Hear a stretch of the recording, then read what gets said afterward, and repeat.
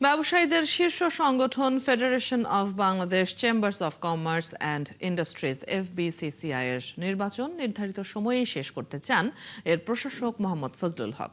একাত্তরকে তিনি জানান, ভালো এবং যোগ্য লোক যেন ভোটে অংশ নেন সেই চেষ্টাই থাকবে এবং নির্বাচনটি হবে পেশিশক্তি ও টাকার প্রভাব মুক্ত। জাহিদুল ইসলামের প্রতিবেদন।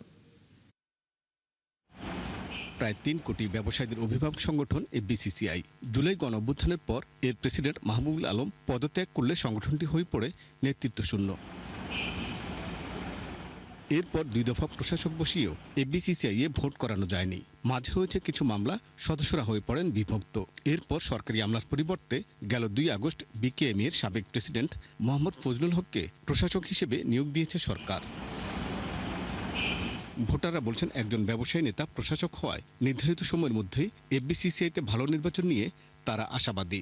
সকল পক্ষের সাথে মিলে মামলাগুলোকে উইথড্র করে তারপরে একটি সুন্দর, সকল কাছে গ্রহণযোগ্য একটি নির্বাচন বোর্ড তৈরি করা এবং সেটা আপনার তফসিল দেওয়া। অল্প দিনের মধ্যে উনি একটা নিরপেক্ষ অবাধ নির্বাচন দিয়ে এফবিসিসির একটা সুন্দর পরিবেশ গঠন করে দিয়ে যাবে ইনশাআল্লাহ।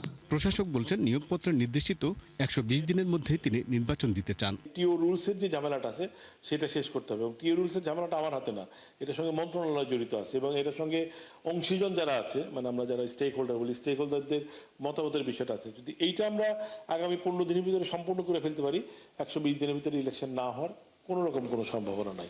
এরই মাঝে ১৬ সদস্যের সহায়ক কমিটিও গঠন করেছেন প্রশাসক। নির্বাচনের পরিবেশটা এরকম তৈরি করা যাতে ভালো লোকগুলি নির্বাচন করতে উৎসাহী হয়, নির্বাচনের পরিবেশটা যেন মানে পরিচ্ছন্ন থাকে, যে অল্প টাকায় আপনি একটা নির্বাচন করতে পারেন তাহলেই অনেক ভালো প্রার্থী নির্বাচনে আসবে। আর নইলে কিন্তু অনেক ভালো প্রার্থী তাদের আর্থিক যোগ্যতা এবং যৌক্তিকতা, এত টাকা খরচ করার যৌক্তিকতা কি, ওই কারণে অনেক হয়তো আসবে না। তবে এফবিসিসিআই এর সাবেক এই সভাপতি মনে করেন, সুষ্ঠু ভোট হওয়ার বিষয়টি নির্ভর করে নির্বাচন পরিচালনা বোর্ডের সদস্যদের নিরপেক্ষতার উপর।